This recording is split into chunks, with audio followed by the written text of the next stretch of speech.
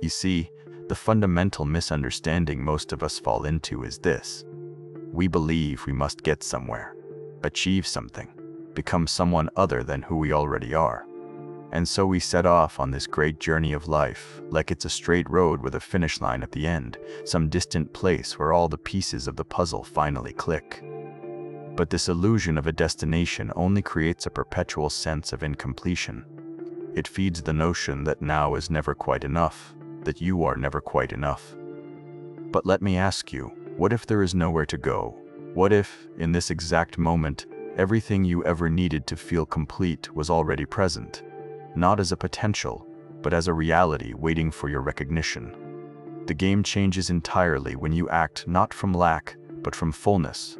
To act as if you already have everything is not pretense. It is not self-deception. It is a return to sanity. It is a shift in the inner posture of your being. You are no longer begging life for scraps. You are walking through it as though you were the author of its pages. Because, in a very peculiar way, you are. When you walk, talk, breathe, and create as if your desires are already yours, something curious begins to happen. The world bends, not because you forced it, but because you ceased resisting it. You see, reality is not as fixed as we like to think. It's more like music than mathematics. Fluid, expressive, alive. And like music, it doesn't arrive at a particular point to make sense. Its meaning is in the unfolding, the rhythm, the presence. And so when you align with that rhythm, when you live as though you are already whole, already wealthy, already loved, you become the dance rather than the dancer. This is not a matter of pretending. It is an invitation to recognize that your inner world is the starting point, not the response. You don't smile because the world is kind. You smile, and the world often returns the gesture. So too with abundance, with love, with freedom. To wait until you are free, to feel free, is like waiting for silence to begin your song. Acting as if is not an act of ego. It is a surrender to the deeper truth that you are not what happens to you, but what flows through you. The person who waits for proof before believing will always be a step behind, but the one who knows that belief is the proof, that one moves the mountains, that one dances without needing a stage, that one is free. We are often taught from the earliest moments of our lives that something is missing, that we must strive, reach, chase, and become, that we must acquire a title, a possession, a relationship, a spiritual awakening, something just beyond the horizon of now. And so we internalize the idea that we are not complete. We think we are a project under construction, a work in progress, always reaching for some elusive point of arrival. But the more we chase it, the further it seems to drift away. Because this idea that you are not whole in this moment is the very illusion that creates suffering. The truth is far more simple and far more profound. There is nothing to chase because nothing is missing. The idea that something is absent is a construct of the mind, a trick it plays to keep itself moving. And so if you stop and become aware, really aware of your breath, the stillness underneath the noise, the pulse of life itself, you begin to sense something strange. A presence that doesn't need improvement, a being that doesn't need fixing, a completeness that exists not because of what you have, a complete experience. As if all other being, life, living, and being. You see, the sense of incompletion is like a fog we have become used to walking in. We no longer question it. We adapt to it. We think, once I have this, then I will feel peace. Or, once I become that, then I will be free. And yet, every time we reach a new milestone, the mind shifts the target. The finish line moves. What was once a goal becomes just another step. And so, life becomes a cycle of postponing happiness, peace, and contentment until some future event justifies it. But pause for a moment. Strip away the noise of desire. Strip away the grasping, the comparison. And what remains is stillness. What remains is being. That is the you that has never been broken. That is the you that exists before the roles, before the goals, before the identities. It's not an empty void. It's fullness.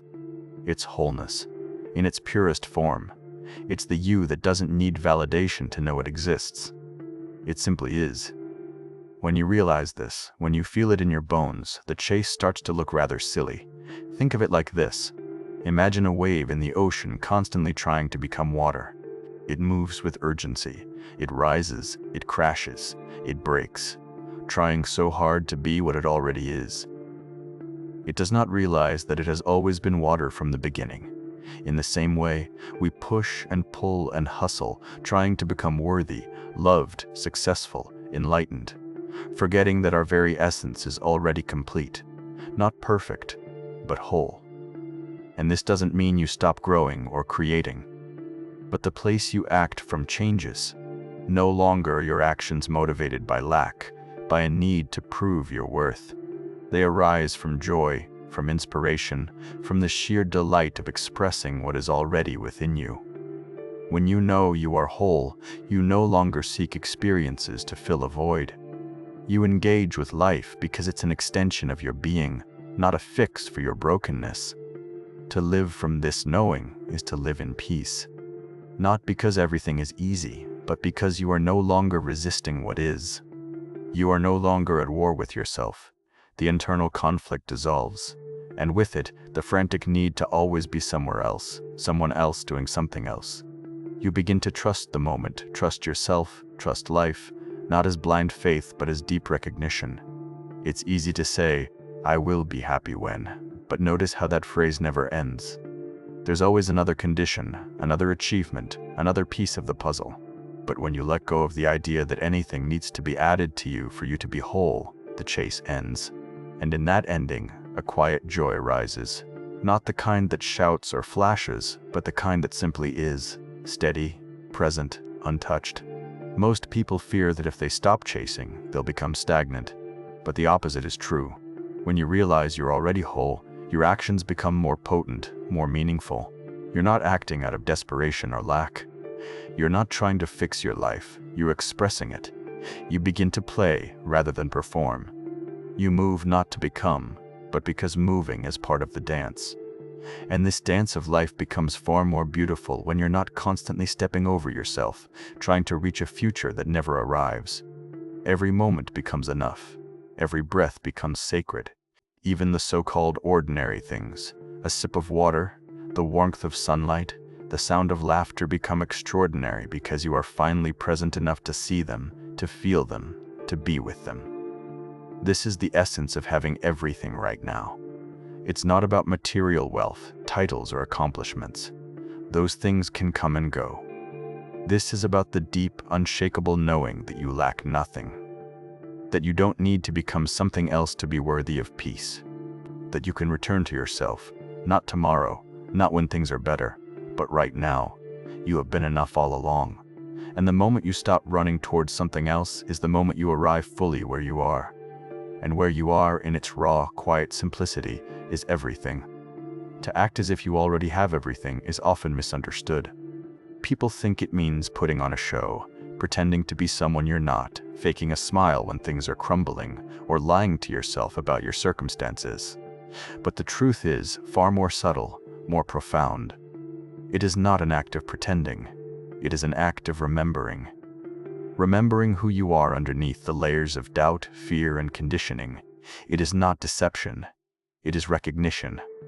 A deep inner knowing that what you seek you already are. The world tells you to wait. It tells you to wait until you've earned the right to feel worthy. Wait until you've accomplished something, until someone approves of you, until the external world gives you permission to be powerful, confident, joyful.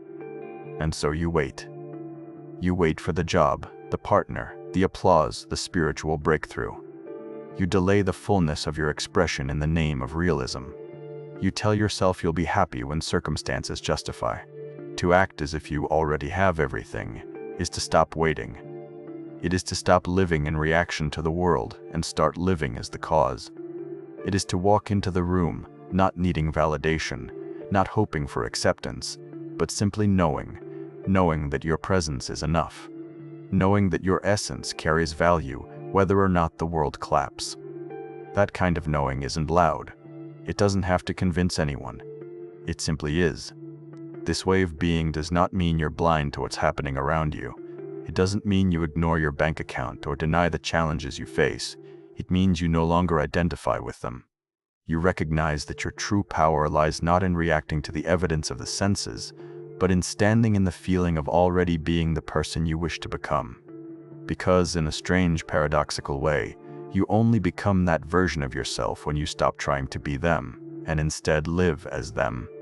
The mind might say, "But I don't have it yet. How can I act as if I do?" And that is where you gently smile and say, "I don't need to have it to be it." Because the outer form is always the echo of the inner state, and the inner state is entirely within your domain. It is the one thing in life that is always yours.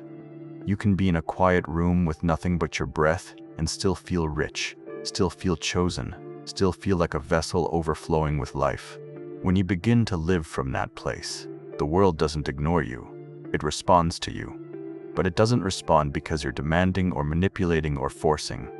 It responds because you are no longer in resistance. You've surrendered the identity of the seeker and stepped into the truth of the one who knows. This is not arrogance. This is not delusion. It is not about declaring I'm better or I'm above. It's about no longer agreeing to the smallness you were taught to believe in. It's about stepping outside of the story that says you are not enough. It's about shedding that skin and choosing to live in alignment with a deeper reality. One where your worth isn't conditional, your love isn't earned, and your joy isn't earned, and your joy isn't postponed. People often ask, "But what if it doesn't work? What if I act as if and nothing changes?" But the very question reveals the misunderstanding. You don't act as if to get something. The change is not a transaction.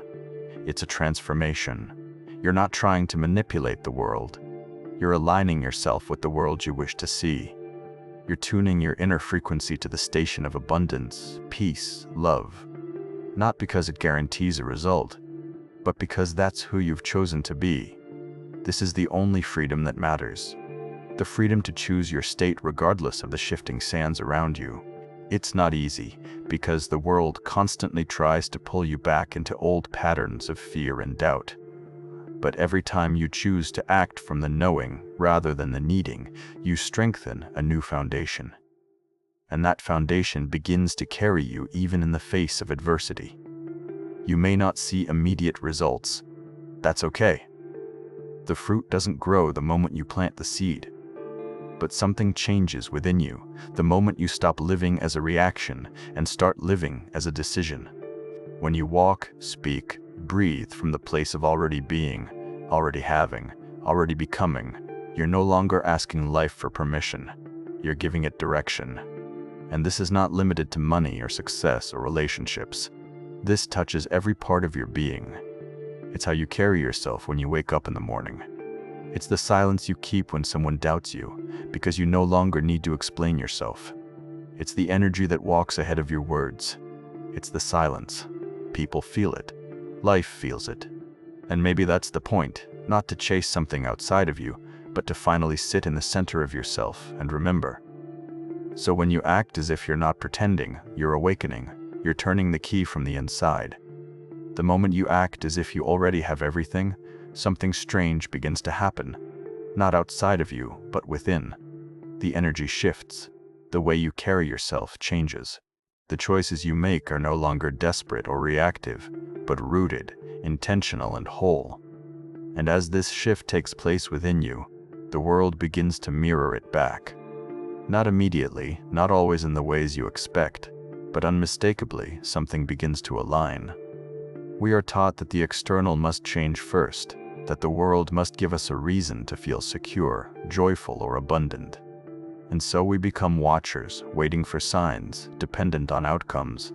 But the truth operates in the opposite direction. The external is not the cause, it is the echo. It is not the master, it is the shadow of our inner condition. To wait for things to look different before you feel different is to live in perpetual hesitation. Because the world cannot give you what you are not willing to embody first. The universe does not respond to what you want, it responds to what you are. This is not mystical in the way people might think, it is deeply practical. If you are living from a place of lack, even if your words say abundance, your energy says otherwise. If you say, I am worthy, but you move through life apologetically, hesitantly, waiting for someone else to confirm your value, then the world picks up on the hesitancy, not the affirmation. But when you act as if you are already what you desire to be, when you walk as if the path is already laid out before you, you are no longer seeking alignment. You are becoming.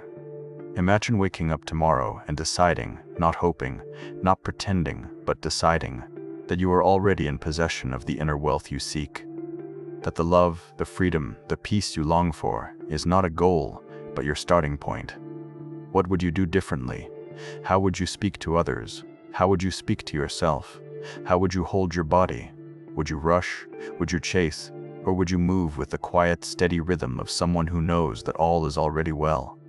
This shift is subtle. It happens not through dramatic declarations, but through small, consistent decisions. Choosing to speak from your heart instead of from fear. Choosing to slow down and listen to the stillness within, rather than reacting to every external demand. Choosing to say no when something no longer fits the version of yourself that you are now living from.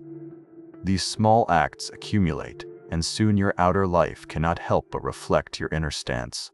The reason acting as if is so powerful is because it bypasses the mind's constant need for evidence. The mind wants proof before belief. It says, show me and I'll believe. But that is the language of delay, the language of postponement, the language of powerlessness. The language of true creation says, I believe and therefore I see. Not in a blind way, not in an arrogant way, but in a way that recognizes the source of reality is within. You are not tricking the universe when you act as if. You are aligning with its laws.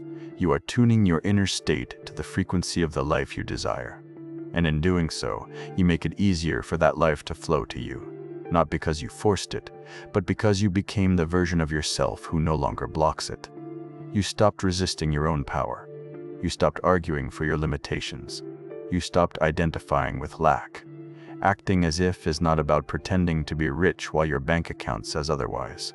And it's not about faking a relationship or putting on a spiritual mask. It's about living in integrity with your highest truth. And your highest truth is that you are already enough, that you are already connected, that you are already whole. From that place you begin to create, not out of desperation, but out of joy. Not because you need to fix something, but because you are expressing something that is already complete. You don't have to announce it. You don't have to convince anyone. When you act as if you already have everything, the energy does the speaking for you. You begin to radiate confidence. Not a loud, boastful confidence, but a quiet, magnetic presence. You don't demand attention, but you draw it. Not because you are seeking it, but because you are not resisting your own light anymore. People may not be able to articulate it, but they feel it. The world feels it. And it's not just people, it's opportunities. Doors that once felt closed begin to shift. Conversations lead to new pathways. Ideas that once seemed far away begin to land gently in your awareness. You find yourself in the right place at the right time, not because you chased it, but because you aligned with it. You stepped into the current instead of swimming against it. You may not see the outcome right away. The external still takes time to catch up to the internal shift. But in the space between acting as if and seeing the evidence, you discover something more precious than the result itself. You discover the joy of embodiment, the joy of living as the person you once only dreamed of becoming.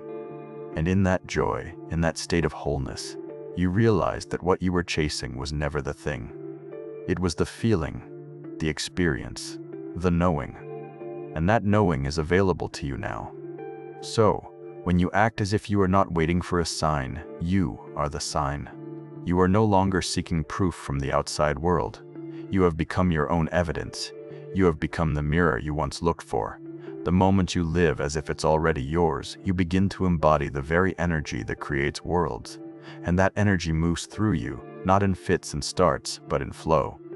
To understand that the self you seek to become already exists within you is to step outside of the illusion of time. You see, We are taught to perceive life as a linear unfolding, where you are here, now, and what you want is somewhere ahead of you, waiting to be earned or discovered. But this is not how reality works, not really. Reality is not a path, but a field. Every version of you, every possibility, already exists within that field. And the version of yourself who has everything you dream of, peace, joy, abundance, love, is not far away. It is not a distant achievement. It is a vibration already present in your being, waiting to be acknowledged. When you act as if you already are the version of yourself you want to become, you are not faking anything.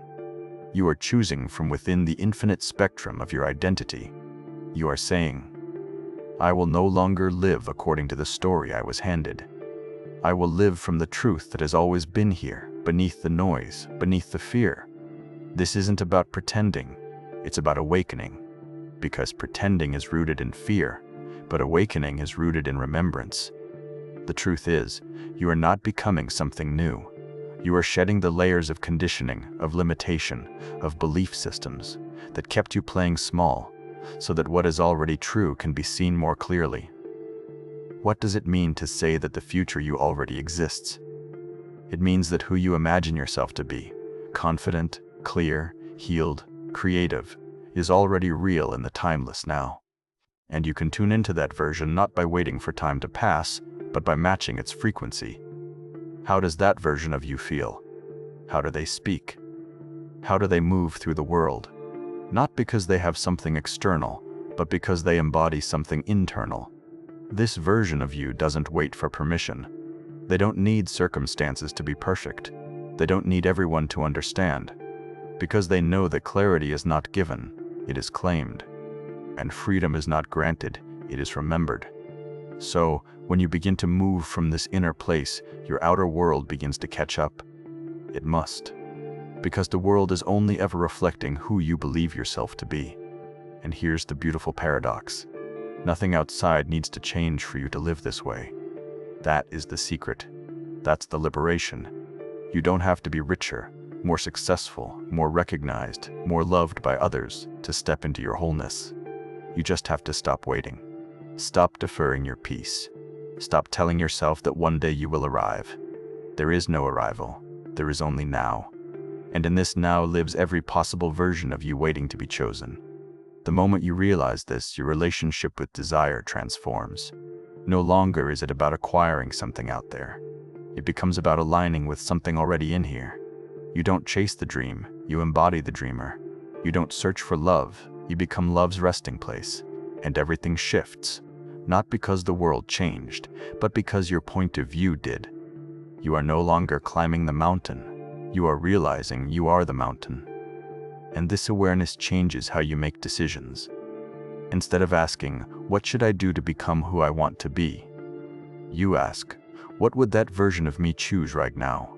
And then you choose it, even if it scares you, even if it's unfamiliar, especially if it's unfamiliar. Because growth is not about becoming someone else. It's about becoming more deeply yourself. The habits, thoughts, and emotions of the version of you who already has everything are not random. They are choices. And every time you choose to act from that energy, you strengthen the signal. The internal wiring starts to align with that reality. It's like tuning a radio. The station already exists. You don't need to create it. You just need to tune your attention to it. That's what acting as if truly is. Not a mask you wear, but a frequency you return to. Again and again, until it becomes natural. And make no mistake, this isn't about striving. It's not about perfection or performance. It's not about building an identity to protect yourself with. It's about softening into the truth of who you already are. You don't have to hustle your way into worthiness. You don't have to prove anything. You don't even have to be fearless. You just have to be honest. What would you do if you knew you already had what you seek? If you knew the outcome was certain? If you knew the universe was supporting you in unseen ways? You'd probably breathe deeper, speak slower, move with intention. And in that space, life begins to meet you. This is the art of co-creation, not from a place of force, but from alignment. You don't bend the world to your will. You align with a deeper intelligence that's already moving through you. And as you do, the things you once chased begin to arrive. Not because you needed them to complete you, but because you finally stopped resisting them with your doubt, your fear, your self-denial. Everything you want is waiting at the level of your embodiment, not at the level of your effort. When you step into that inner knowing, your external world becomes a mirror, not a test.